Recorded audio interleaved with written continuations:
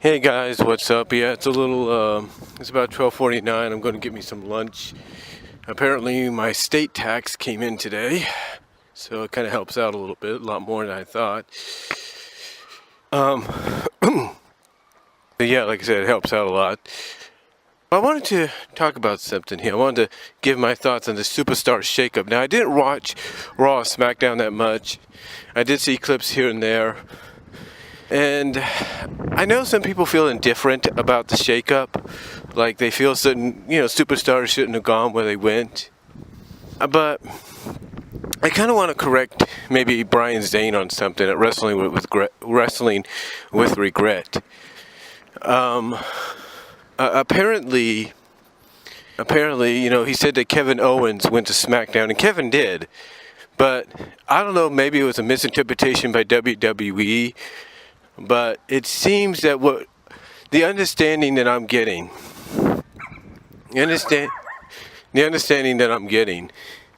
is that it's not necessarily.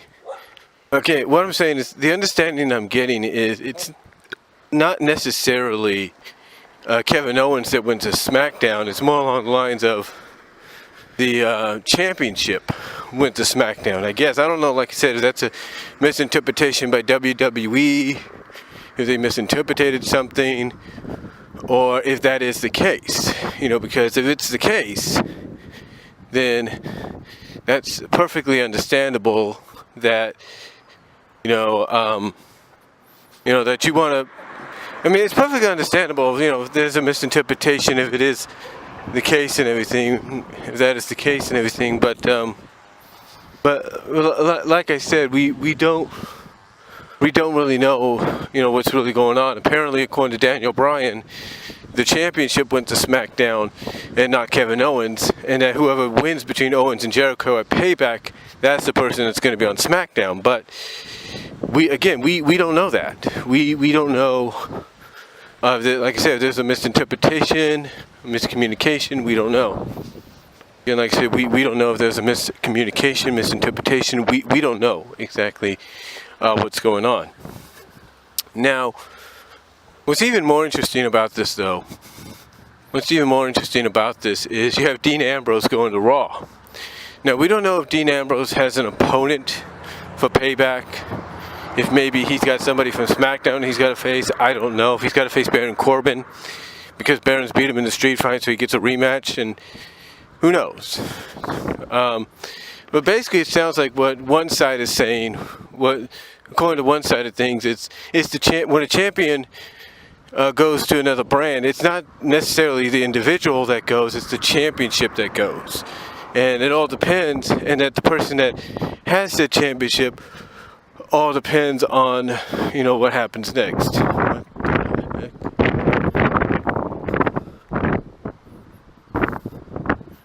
As I said, it all depends on, what happens next. But anyway, it all depends, like I said, on what champion goes where. Like I said, it all depends on what champion goes where. Anyway, when I look at the Superstar shakeup, I look at the fact that I do agree maybe with what some people said. Like, there seems to be an okay balance. Some decisions were not necessarily the best decisions. Like you got Bray Wyatt going to Raw, but possibly not necessarily on Raw, because he's got to face Randy at Payback in a House of Horrors match. And then if Bray wins, he'll go back to SmackDown, I guess. But I don't think that's going to happen. I think WWE wants to have Randy remain as champion so they can build to AJ Styles and Randy Orton down the line. I think that's what they want.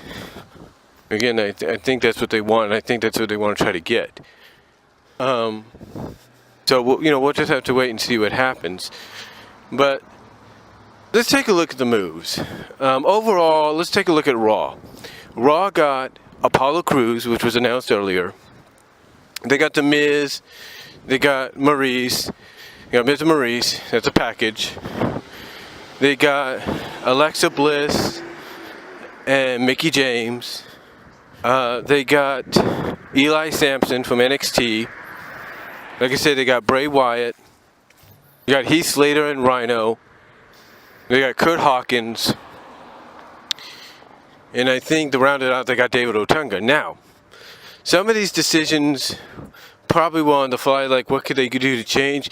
Because let's not forget, the person that's in charge of Raw probably more than anything is Vince McMahon. And he may not probably come out and say it, but I think part of Vince doesn't like the fact that certain individuals that he looks at maybe with a little bit of disdain, like, you know, this person shouldn't be pushed to the top, or this person shouldn't be doing this or that. Maybe that's why he wants them on Raw, so he can kind of put them back into place and make them and remind them that, hey, you're not going to get as high as what I want you to get. So it could be intriguing on what happens. Miz and Maurice, I can definitely see in the Intercontinental title picture again. I could see Miz possibly getting a Universal title shot down the line, but I mainly see Miz primarily in the Intercontinental title picture. The way they're building up Eli Sampson, I would definitely say he's going to be a big player, hopefully. The way they just debuted him on the show, so I can expect him to be a big-time player. Heath Slater and Rhino, I could see them maybe getting a shot at the tag team titles, maybe getting at least a brief run with them. And that's about it. Apollo Crews might be a good fit. I'm guessing he'll get an Intercontinental title shot on, but knowing Vince, you know, he likes the big guys, and maybe this is what's needed to get Apollo Crews maybe to that main event push. Maybe he'll get a shot at fighting for the Universal Championship. Kalisto was another guy I forgot to mention. I think he's going to fit in well there. I can see him maybe going for the Intercontinental Championship, but I can see him starting off, first of all, in the Cruiserweight division. I can see some tremendous matches there with him. David Otunga is not going to be there for a couple weeks because he's got to shoot a movie. So when he comes back, at least I think he should be a little bit better. He'll have Vince in his ear, so at least he'll probably be a little bit better. Alexa and Mickey, I definitely see being top players for the women's division.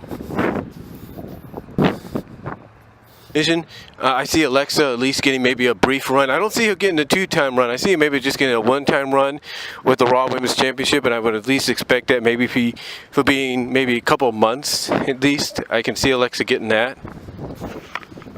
Like I said, Alexa Bliss and Mickie James, I could see. Alexa, what I was saying, I was just getting me some lunch at the Burger King here in town. But I could see Alexa getting maybe a run with the Raw Women's Championship. I would say it's just going to be run. I could say it's going to be one run with the championship. I can see maybe that one run she has with the Raw Women's Championship. I can see that going for maybe 2-3 months at least. I could see that. Maybe 4. I would say 4 at the most. And I could probably see it happening in the summer, because I think Alexa could definitely prove to be a power player at her size. But I also see with Alexa, I see a bit of a babyface run with her too, now that she's on Raw, because it's going to be like, well, you need some heels. Well, the heel you're going to get is going to be Sasha. A lot of people are predicting that. That's why she stayed on Raw. So I would expect Sasha to be the top heel along with Nia. And Emma's there. So you got your heels right there. And I can probably expect another heel to show up. Like, you know, people are talking about Peyton Royce and Billie Kay showing up on one of the brands. I would expect them to be separated at least. And maybe Peyton Royce showing up on Raw and Billie Kay on SmackDown. So I could expect that later this year. So I can expect, and it could be the other way around, but I can expect one of them to show up to be a heel, a top heel as well. So to me, you're going to have Emma, you're going to have Nia, you're going to have Sasha, and I think that's good. And I think they got a good account, and I think they got a good counter here, because, you know, you're going to have on the baby face, you know, and Alexa's kind of like up in the air, like, you know, will they go heel with her and or keep her as a heel? And I think they will for a little bit, especially for what I consider will be a 4-month run with the Raw Women's Championship, which I say could probably happen in the summer. Probably at the beginning of the summer, I could expect that to happen. She could get it maybe, I would say maybe at the end of this month, and kind of have a run up until at least July or something. And then she can lose it to Bayley, or maybe she can be inserted into the match. I don't know.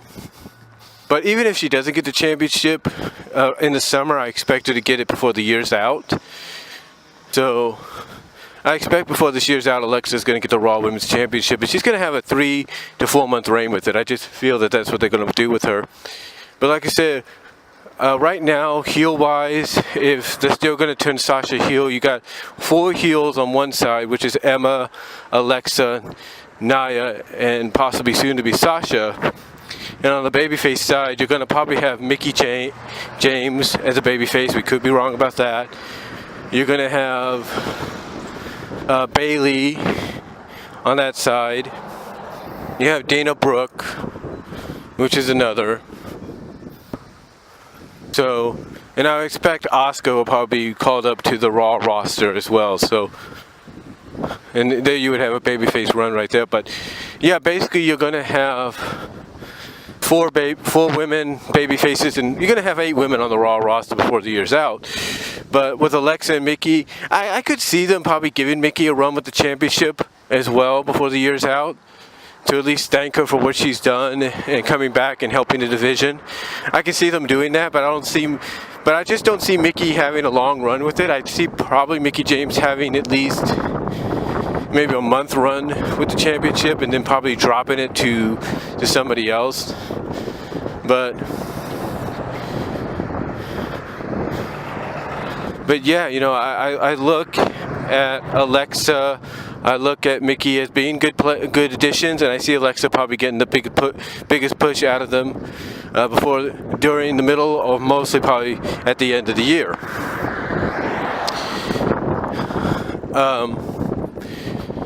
So yeah, so I see definitely the women getting a good shot here.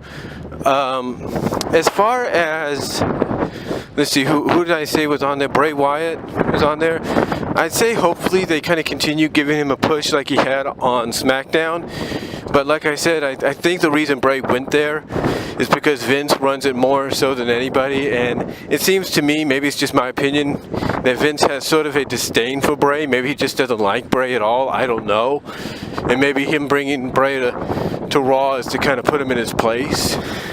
I can't really say, but we'll just have to wait and see. Hopefully they don't do that. And it looks like they want to try to start a Finn Balor Bray Wyatt feud. Hopefully Finn will be alright to do this. I think Finn's concussion, honestly, I don't think it's going to be that bad. I think it's just like a stiff shot he took, and it just kind of knocked him silly a little bit. I would expect him maybe try to show up at Payback or something like that. They're probably just going to give him about a week or 2 off, and he'll show up at Payback.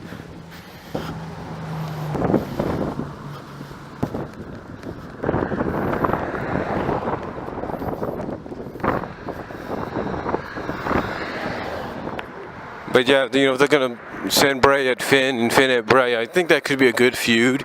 We'll just have to wait and see what they do. Overall, I think Raw did okay. I mean, you know, Heath Slater and Rhino, I could see giving chase to the Raw titles and maybe at least getting a week run with them if they win them. So, I could see that happening. But in Eli Sampson, the way they presented him on Raw, I think he might be one of those guys that Vince might be high on and want to definitely give a big push to. So, I definitely keep eyes on Eli Sampson. So, we'll see what happens. Miz and Maurice, I can see Maurice maybe competing in the women's division there, so that could even things out if you want to turn Alexa or Mickie face or do that or something.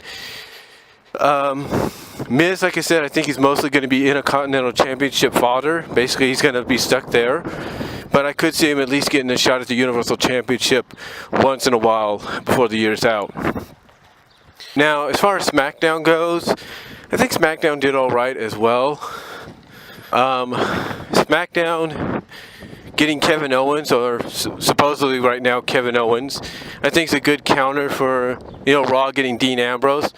And oh, by the way, I didn't speak of Dean. I think he's going to do good there. I think the reason they moved Dean there is because they're probably going to do a Shield reunion.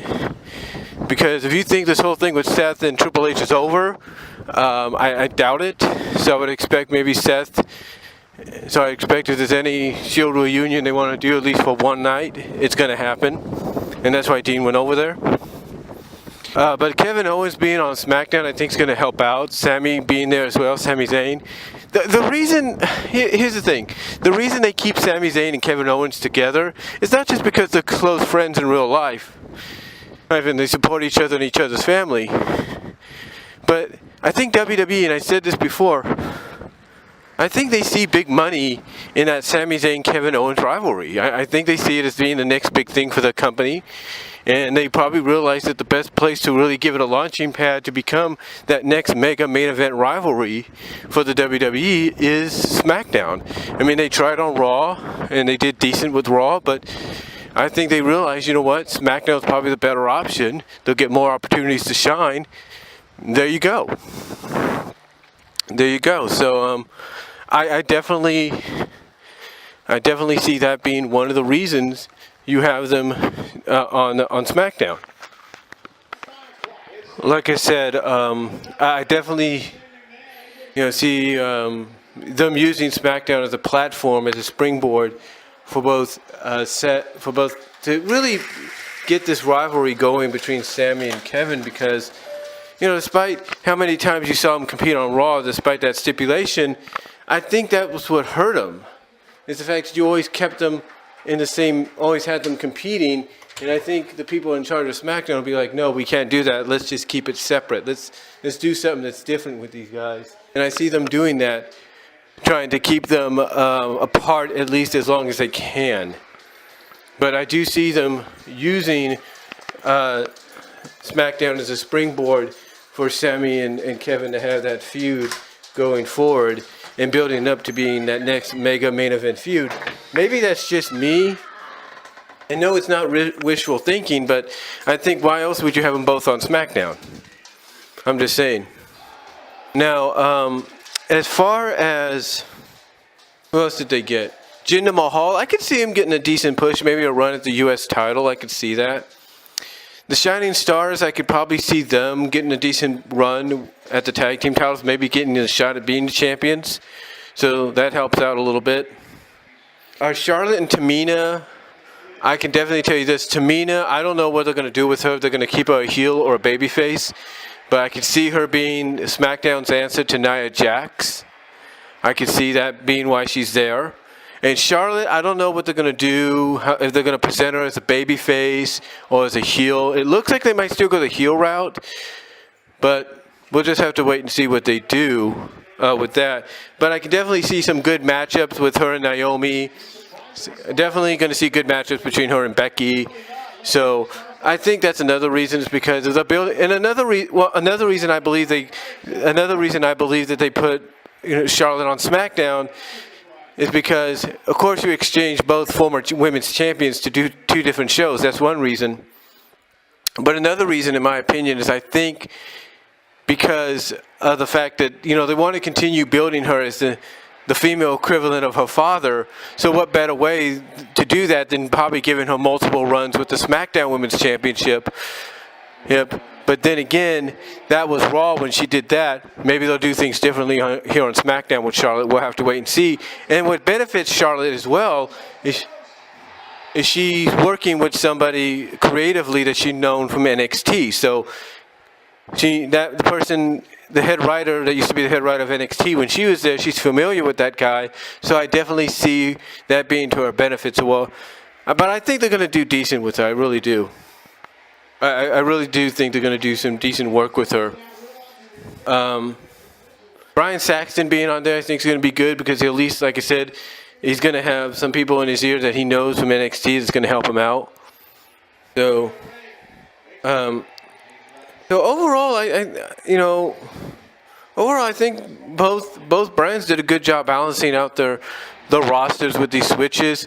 You could say the trades, the drafts, picks, that's probably true. But I would look at it more like a semi-draft, like a minor draft.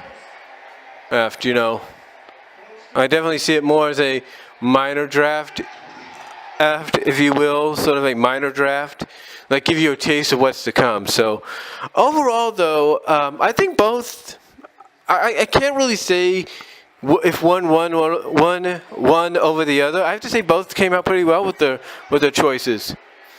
because you're going to get some interesting matchups down the line. You're going to get some intriguing matches with all these characters. That's what you're going to get. And I think with all these competitors and all that, you're going to get some fresh matches, and people are going to enjoy it. I think people are going to like what they see.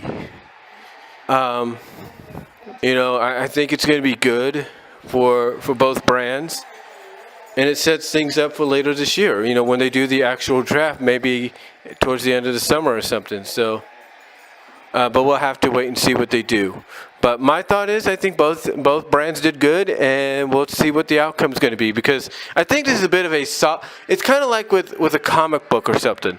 It's like they're doing a soft reboot here. So it's basically, I think this is what the Superstar Shakeup was. It was nothing more than a soft reboot, at least for the next few weeks, or at least the next few months, I should say. So we'll have to see what they do after that. But until then, talk to y'all later. Let me know what you guys think of it, and I'm out.